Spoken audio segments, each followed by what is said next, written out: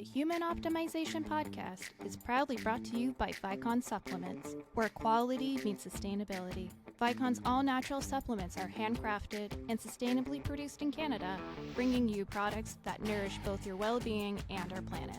Visit ViconSupplements.com today and be a part of a greener, healthier future. Are you ready to embark on a journey to the best version of you? Join me, Lisa Pitel-Killah, as I dive deep into the world of hair tissue mineral analysis and functional medicine with fellow experts, and guide you on the path of unlocking your full potential. As a multi-time kettlebell sport world champion, I'm on a mission to reach high-performance professionals from around the world to help you minimize tiring symptoms, maximize health, and gain unstoppable energy. This is the Human Optimization Podcast.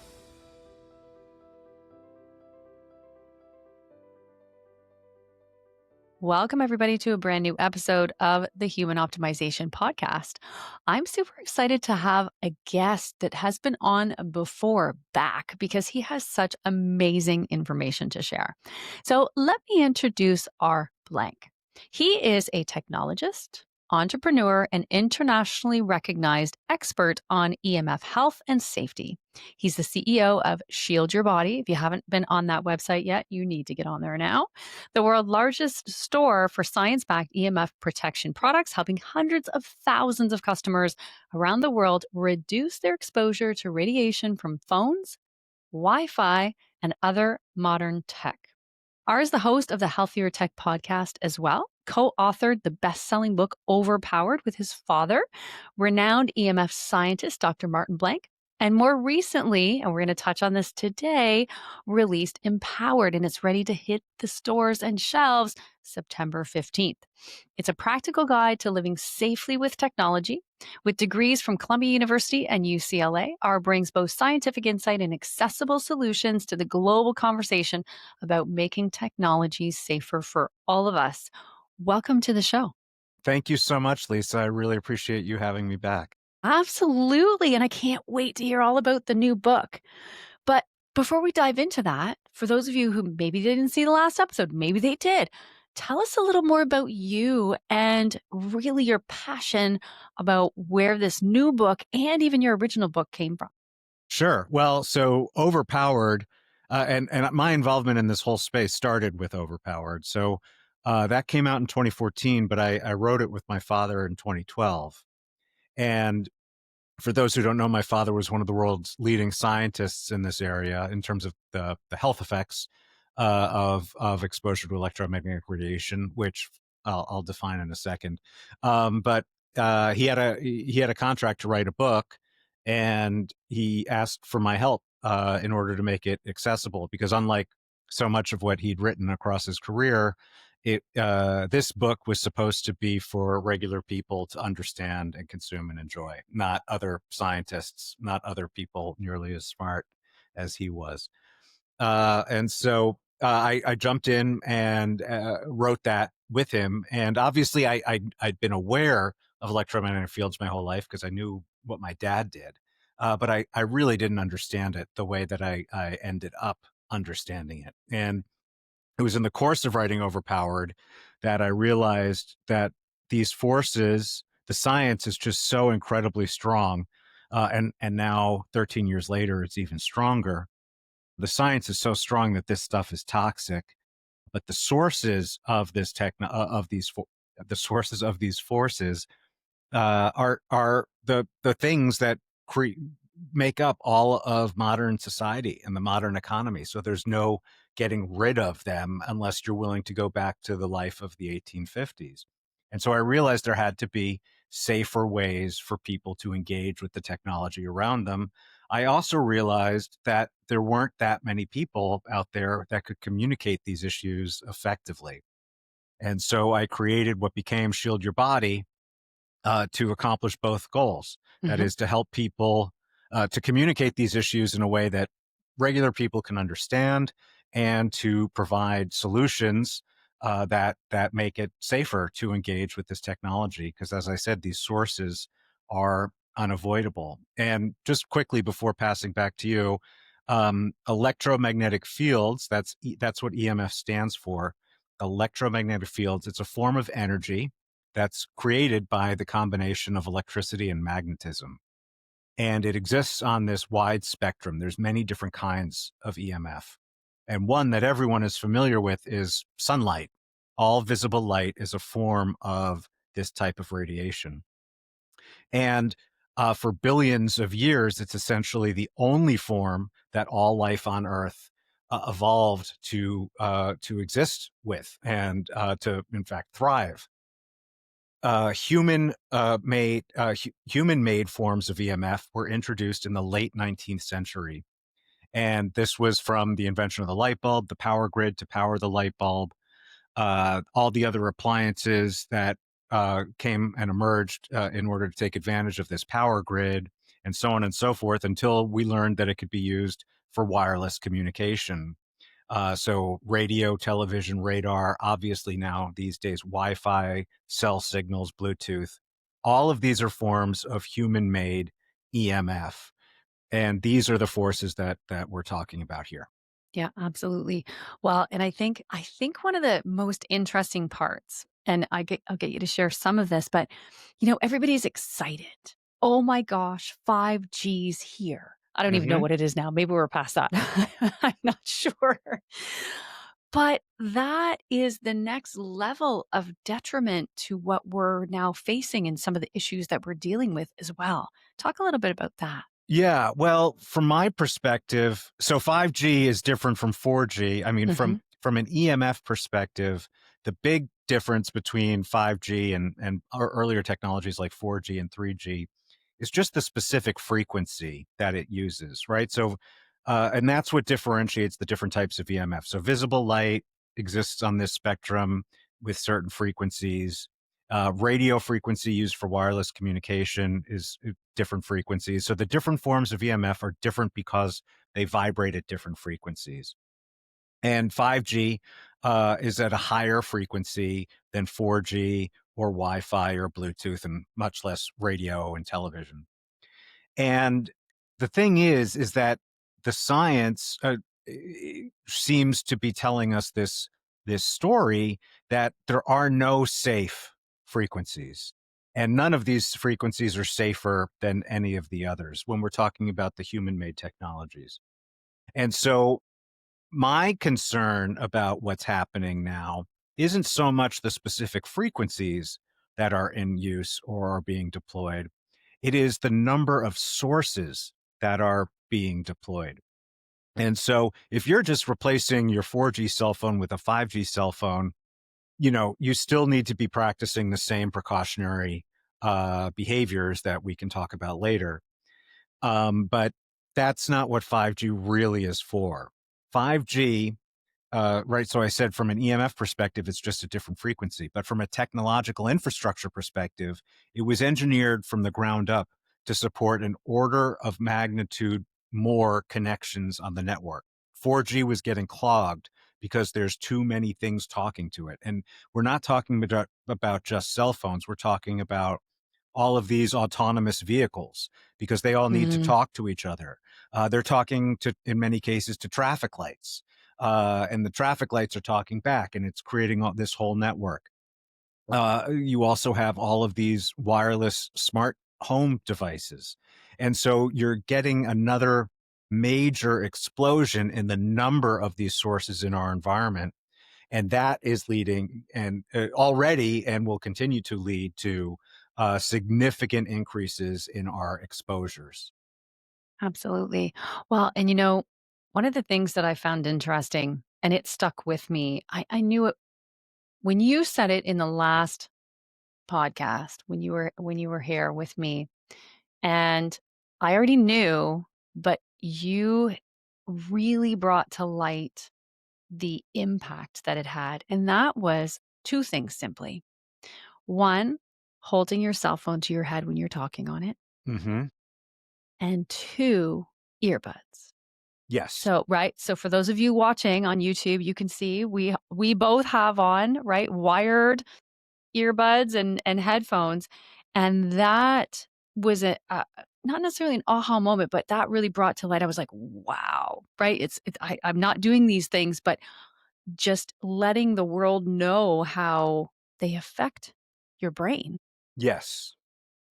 Yeah. right? So when it comes to AirPods in particular, and actually, I just say AirPods because Yeah, that's the brand people know, but I'm right. talking about all wireless Bluetooth headphones.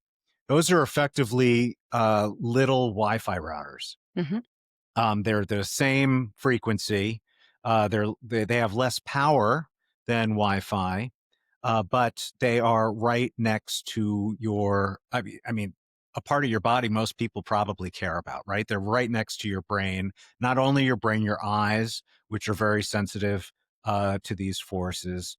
And I want to underscore for people the reason behind those two behaviors that you just highlighted, right? Use of wireless headphones and holding a cell phone up to your head. The reason those behaviors in particular are so damaging is because of how distance impacts EMF exposure. And I really want to underscore this for people.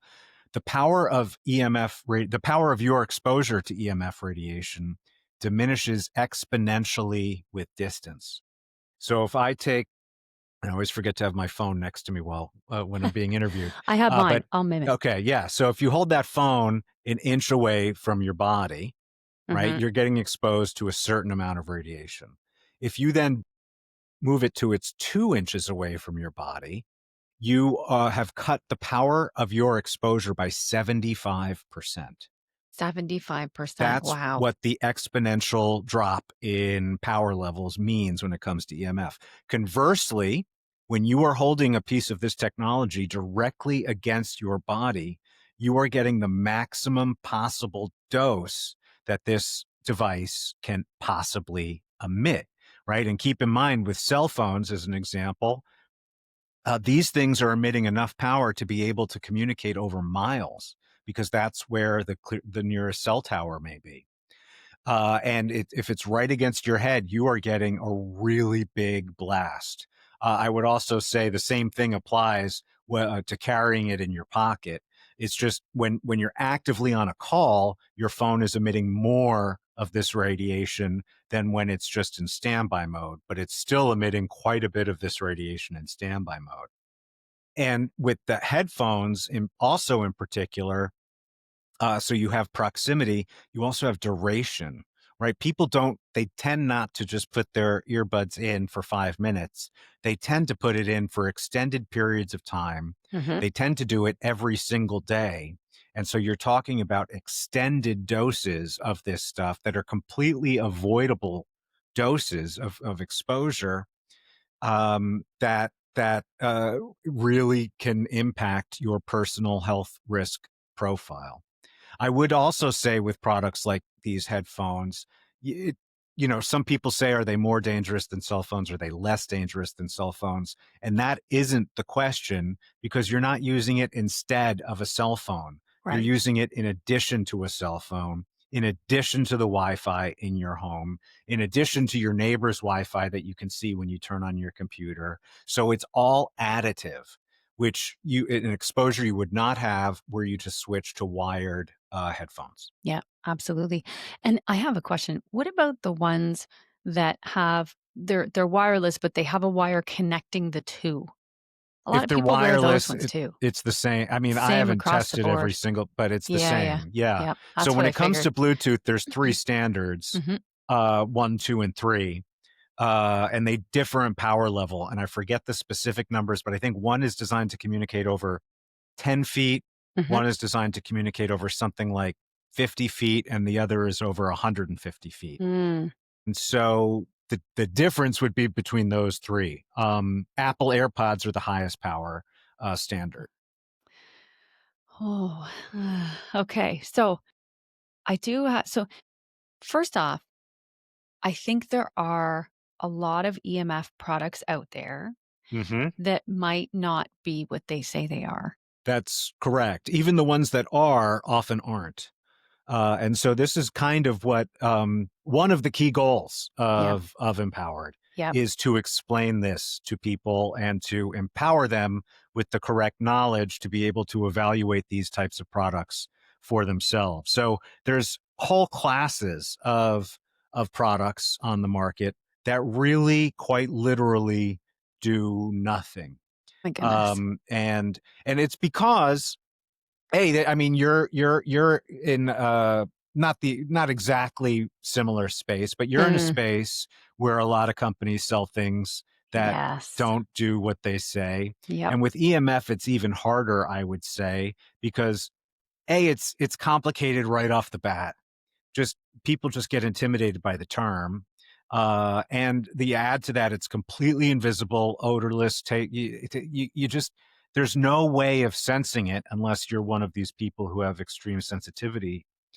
And people are looking for easy solutions. That's universal. But you mix that in, and people are very susceptible to what is charitably called snake oil. And so there's pendants and charms and these little stickers, and they claim to fix the radiation or to make it safe for you. And these things just don't work. There are, in contrast to that, there are a class of products that are shielding products. And this is based on technology that was invented in 1836 by Michael Faraday, who's the creator of the Faraday cage, which many of your listeners might be aware of. And what he found is that when you weave certain conductive metals into certain patterns, you can block and deflect this form of radiation in other directions. This is not only universally accepted science for 200 years, it has been used in engineering and electronics for many, many years, right? Because a lot of, for example, the parts of your computer, a lot of the little parts inside are very sensitive to interference from electromagnetic fields. So they wrap them in this type of shielding. Similarly, you've heard of things like, maybe if you watch 24 or I don't know, West Wing or where the president goes into a skiff, right? The secure compartmentalized, I think, information facility, right? That room is shielded using the same type of technology. And that way there can be no signal penetration into the room, and no one in the room can be communicating outside the room. So this is just universally accepted science and universally adopted technology. And what's happened more recently with companies like Shield Your Body, but not only Shield Your Body, is we have created products that use the same technology, but are designed not to fully silence your technology, in order to deflect radiation in ways that reduce your exposure. And the reason we don't fully block these forces from your devices is because the assumption is you actually want your phone to ring when someone calls you, right? If you don't want your phone to ring, if you were willing to fully silence your device, you should put your phone into airplane mode. And that would eliminate these toxic forces from coming off your phone. But assuming you want your phone to be connected, then that's where products like the ones that I make and sell and that other companies make and sell, that's why we do it this way. And one of the key differentiators, one of the key differentiators between the types of products that I make and sell and the other type that I was talking about earlier, is that my product claims are measurable with devices that you can buy on Amazon. And other stores. You don't have to shop at Amazon, but I just in terms of demonstrating accessibility. So assuming, and these are EMF meters, and assuming you're willing to spend at about $180, you can get a decent one that can really illuminate the world around you, and also help you see if the technology, the protection technology you're investing in actually does what it says. And so Empowered goes through all of this, right? So in the first part, I talk about the science, I talk about the health effects, but unlike Overpowered, that was the book I wrote with my father, that was only about the science. This just starts with that in case this is the only book that you ever read on the topic, that you at least have the basics. And then I go into everything that you should be doing as an engaged consumer to protect yourself, and giving people the tools to really understand how they can gauge their exposures and what they should be doing about it. Yeah, makes sense. Well, and I think you kind of touched on this a little bit, but, you know, empowered is giving power back to the person to be able Mm-hmm. to make educated decisions from an expert's advice, right? Yes. So, and I know there are other EMF books out there, right? What makes yours, what do you feel makes yours different? And I have another kind of part to that Mm-hmm. is how did your father's pioneering research influence that too? Well, so I'll start with the second part first, because I mean, my father's pioneering research influenced me in that it set me on this path. I was not on this. I had a software engineering firm when I was writing Overpowered, Hmm. and even for a few years after I launched Shield Your Body on the side, I was still running that software Wow. engineering firm. And it wasn't until 2016 where I'm like, I gotta. So I sold my half of the software company to my partner. I'm like, I Mhm. gotta give this a full time shot. And Yep. so I would not be on this path were it not for his work. Also, he is essentially universally beloved in this space by anyone who was active at the time until his passing, which was in 2018. And so that has made certain things easier for me in terms of talking to certain specific people and people sort of rooting for me and all that First. nice stuff. Yeah. Getting certain people to help me review Empowered, the science review and so forth. My relationship with my father and the fact that I'm carrying on his legacy in this way, I think has helped quite a bit. Um, but I think the first part of your question is, how is this book different from every other book on EMF? And I will say very confidently, and I'm not always one to be tooting my own horn this way, this is the only book like this ever written.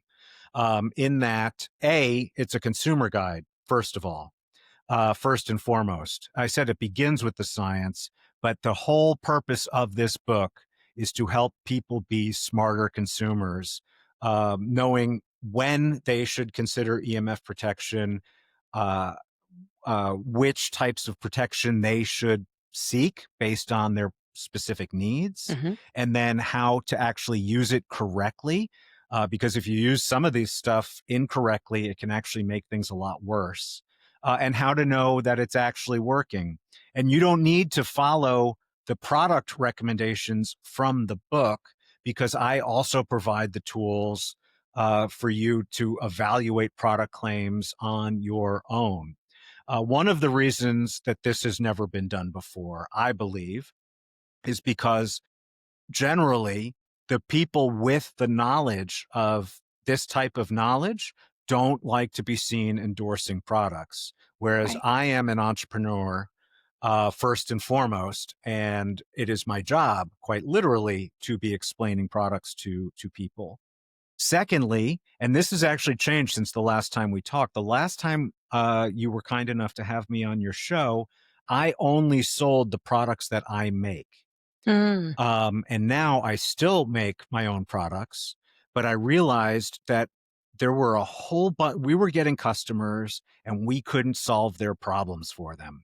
Ah. Because we're still a small company. We can only make a certain number of products. Hmm. And so I started building partnerships with, I believe now it's 16 different companies. So we not only have the 30 SYB brand products in the store, we have another 200 products from top companies in this space that I have Amazing. vetted and evaluated. Hmm.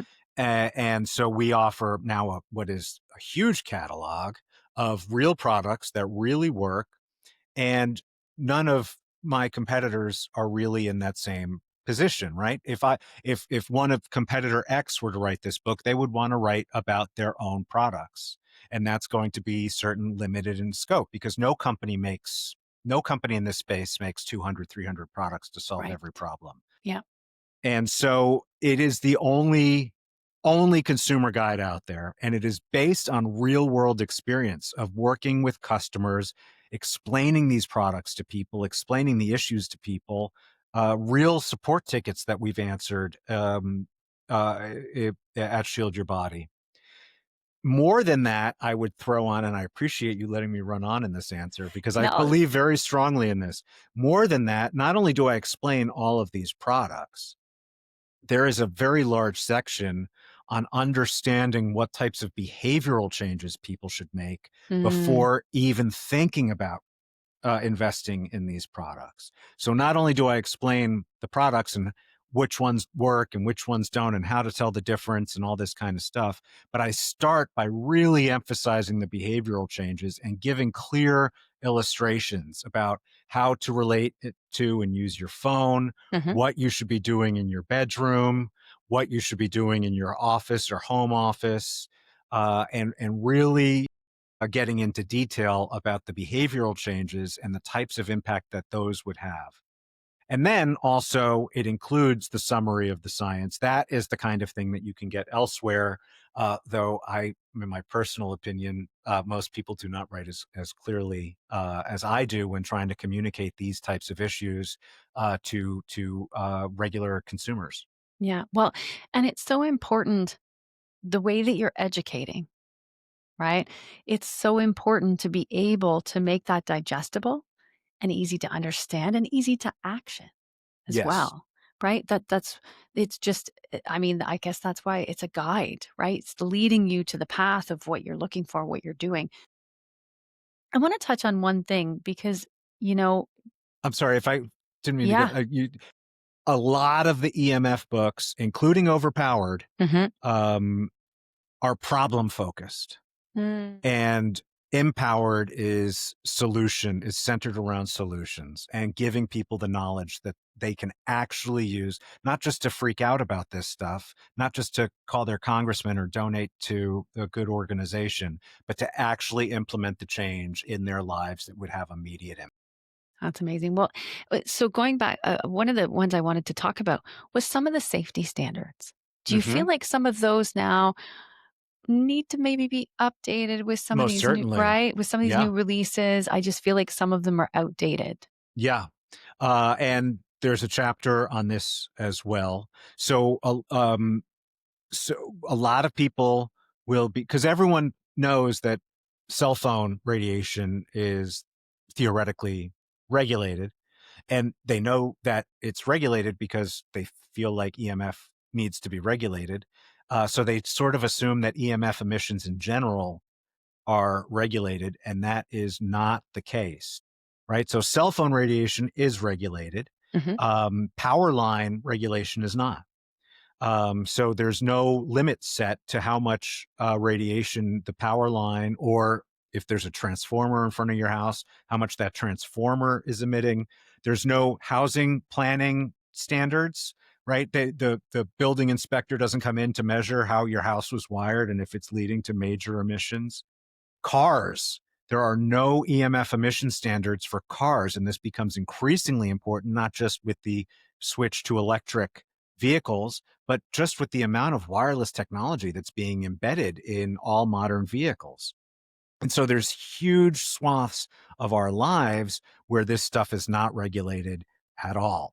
But when it comes to cell phones, that is regulated. The SAR, the specific absorption rate, SAR is a term many people may have already heard. Hmm. It's a measure of how much radiation you are supposed to be absorbing at max from your cell phone. But this is so incredibly flawed how it's implemented.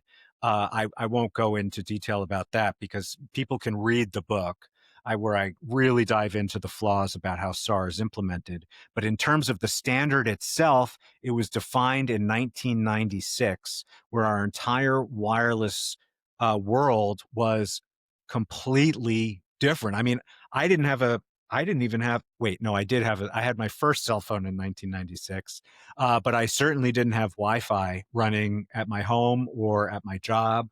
There certainly weren't cell towers. every which way. There wasn't even 3G.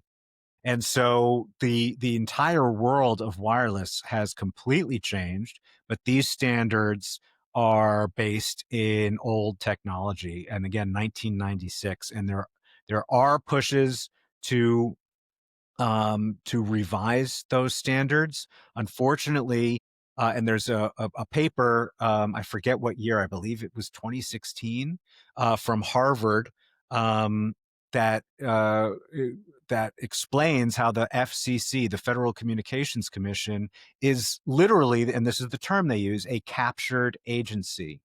And this is the agency that regulates cell phone radiation. And because of the revolving door between industry and government, there are very calcified institutional incentives to go as easy as possible on these firms. So that's definitely sounds like an uphill battle, right? When Yes. it's been that long. But Yeah. again, so necessary for us to be healthy. And I Yes. And oh, sorry. no, No, you go ahead. no, I was just going to say there is currently litigation between multiple parties, including the Environmental Health Trust and the Federal Communications Commission, trying, because when the FCC ruled that 5G didn't justify updating the standards, Mm, they didn't actually support that position with any evidence. And so the Environmental Health Trust and other parties sued. And they are, to date, it's obviously this stuff takes a long time, mhm. but to date, they are getting victories, but this is a long process. So what the judge has ruled is that the FCC does, as so far, the FCC does have to provide justification for their finding that they don't need to update their emissions guidelines. Wow. Well, and I want to touch on because again, we talked about, holding the cell phone to your head, the exposure. We talked about the earbuds.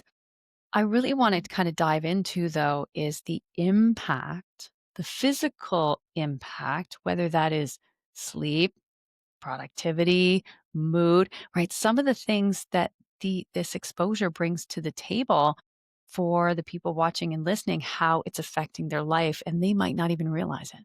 Yeah. Well, Um, so the answer that I include in the book and that I also just say a lot when I'm interviewed is that what the science tells us is that we find these health impacts in essentially every biological system on the planet that we investigate. And so, yes, cell phone radiation has been demonstrated to lead to significant increases in brain tumors. That's what generates generally the most concern and the Yeah. biggest headlines. Mhm. And these findings were supported just in 2018 by the U.S. National Toxicology Program, published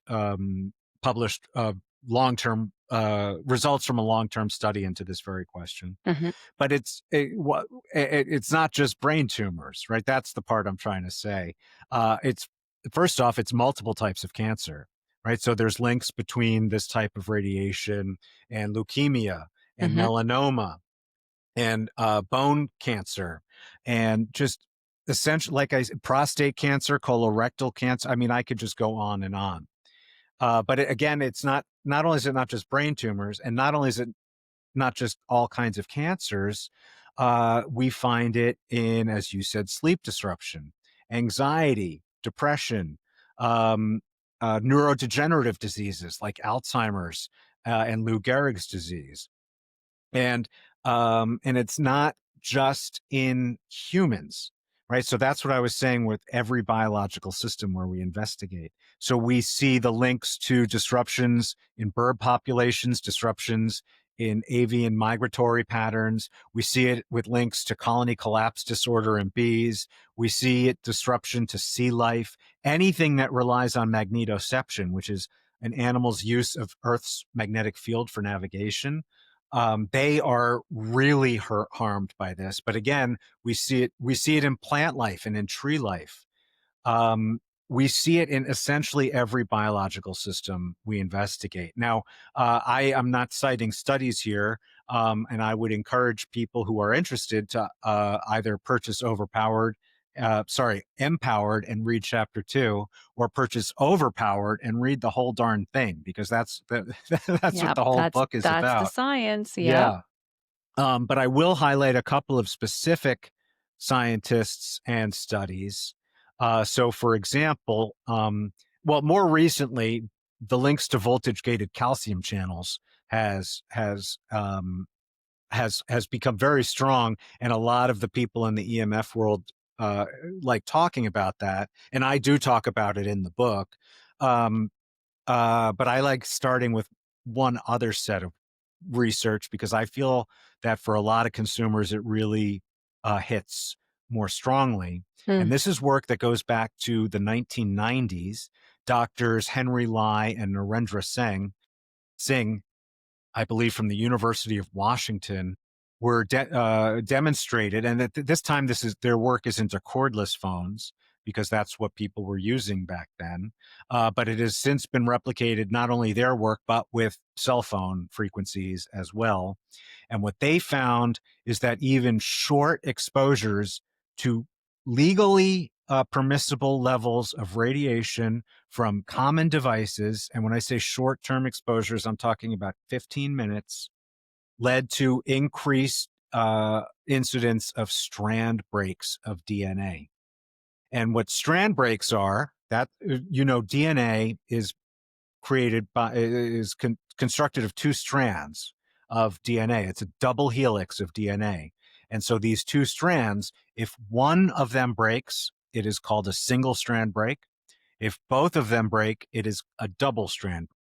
And the work of Lai and Singh found that even short-term exposures to this type of radiation at levels that are fully legal led to significant and notable increases in strand breaks. And what was even more notable is that this increased rate of strand break persisted for hours after the exposure ended. Now, the reason I like pointing out this work is not just because it has withstood the test of time, the peer review, the replication process, Hmm. um, but also because uh, I think people really kind of understand that DNA is in almost every cell of almost. I'm sorry, it is in almost every cell of all living things. And if this type of short exposure can lead to the destruction of the DNA, I'm sorry, I shouldn't use that word, but should the breaks of the DNA, um, then I think it's easier for people to understand how you can see these health effects in so many different systems of so many different types of living creatures. Now, I would just go back to the strand breaks for 1 second, which is I was talking about the single and the double strand break. If you have double strand break, that means the cell will then proceed to kill itself. That's a process called apoptosis. And that is actually the preferred outcome, right? Because if you have only a single strand break, then the cell will try to recreate the missing strand or the broken strand from the other strand in the cell, right? Because those two strands are mirror images of each other. And so if only one strand breaks, the cell will then try to rebuild it. And it is that process which then leads to mutations and then to disease. And basically, uh, every kind of disease. It depends on what the cell is, where in your body it is, and so on and so forth. And so this is a mechanism that I believe people can clearly understand how EMF exposure can lead to so many negative health outcomes in so many different biological systems. Yeah, that's, you know, if they didn't and they're listening or watching, they should know now, right? Yeah. And if they want more, they can buy the book. But I feel as though people in general, people who maybe, you know, I'd love to ask a question to the audience. How many people have their phone plugged in charging at night, but in their bedroom? And how many people decide to put that on airplane mode? Or are they scared they're going to miss an emergency call or something like that, right? I know for me, the minute that I go to bed and plug my phone in, it's on airplane mode. Mm-hmm. Right? Or it's plugged in downstairs if I'm waiting, if something's gone wrong or I'm waiting for someone or contact me, whatever, then it's in a different room altogether. So it's not near me. And I think that's so important. And yet so many people fail to do that. Yeah. So that's an example where the book has several suggestions, right? So the first being not to bring your phone to bed. And I would just take this moment to underscore that is certainly because of EMF concerns, but Mhm. not only because of EMF concerns. There is growing research that having your phone nearby you, even if it's fully powered off, will disrupt your sleep because of your ingrained psychology, where you're expecting it to do something. And so, at a very subtle level, having your phone near you at all can actually interfere with your sleep, but not from an EMF perspective. So, from an EMF perspective, ideally, you keep your phone out of the bedroom. Um, if you need to have it in the bedroom, you put it into airplane mode. But there are some people who want to sleep with it and need to keep it on. And so that is so that I provide another solution for those people in the book. And that is a product that I sell. I don't make it, but I sell it, called the Palm Shield, which is essentially a Faraday pouch. So it Mhm. fully silences your phone. Mhm. So it fully blocks it. I'm sorry, it doesn't silence if you don't use it the right way. Let me explain it. I'm sorry, I stumbled on that. It is a full Faraday pouch, Mhm. which is the technology that would fully silence your phone. So it fully blocks all of the EMF emissions coming Mm. off of your Yeah. phone. But the way it can actually still ring is because it includes a 20-foot antenna. And so then you can run the pouch antenna over to your window, and Yeah. it comes with little sticky stuff, so you can put it on the window. And then your phone can send and receive data all night long, but not be exposing you to EMF radiation. So So there are multiple ways that I give people in the book to approach that issue based on whatever their lifestyle preferences are. that's amazing. Amazing. Well, and not just, I mean, again, it goes back to making those smarter decisions about implementation, what people are looking for, giving them that guidance, and that's amazing. What I want to say, maybe your top 3 things that you think listeners and viewers would want to walk away from, where after reading Empowered, what would be 3 things that would be really important for you, for them to hit home and say, you need to make sure that you pay attention to these 3 things, Sure. Well, or maybe more than uh, 3. yeah, I mean, the book has a lot of information in it, but I will say the science here is real. The debate, such as it exists, is manufactured, and the book it really backs that up with data. So it really is not a he said she said. The fact that it's even being considered as a he said she said is a victory of the wireless industry, in the same way that it was for the tobacco industry back in the 1970s and 80s and early 90s. The science is super real. Um, Number two is that behavioral changes can make a massive difference in your exposure without having to sacrifice your enjoyment of or benefit from these technologies. Simple things you can do in terms of just altering how you use this stuff will really impact what your overall exposure is, and thus what your overall health risk is. And then number three is that real EMF protection products do exist. And the world today, when I say today, 2025, is so much different on that front than when I started Shield Your Body back in 2013.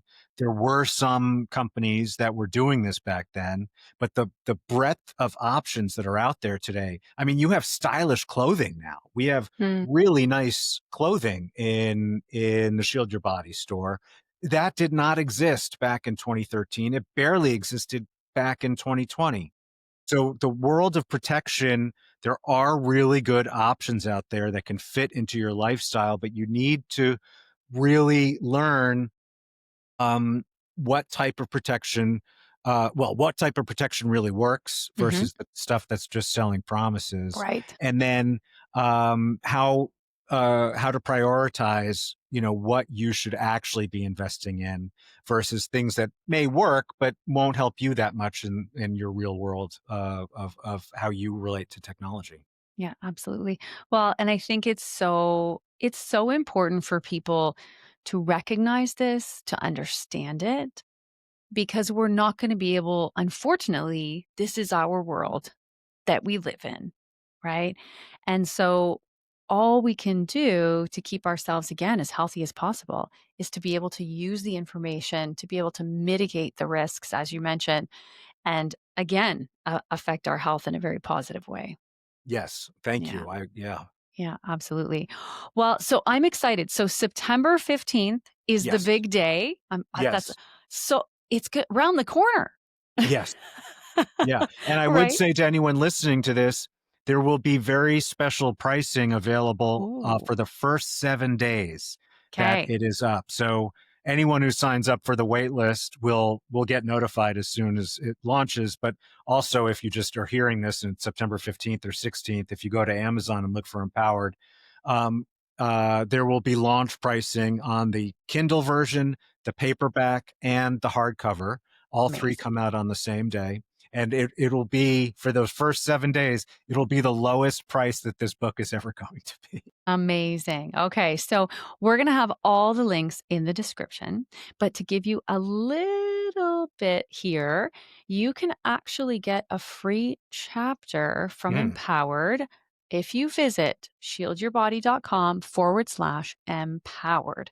So don't miss out on that. Get a free chapter. And then, of course, on September 15th, buy the book so that you have all the resources you need to make the good decisions to be able to be healthier and happier.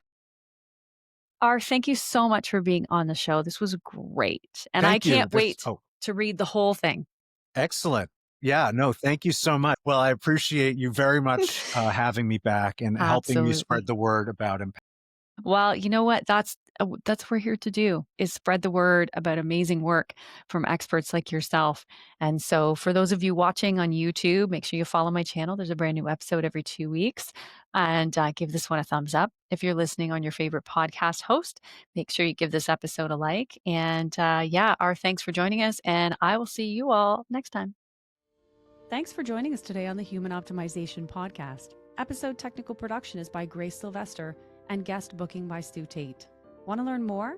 Visit Pitel-Killah.com for incredible free resources to supercharge your journey to becoming the best version of you. If you enjoyed this podcast, please like and subscribe to the Human Optimization Podcast and follow me on social media at Lisa Pitel-Killah.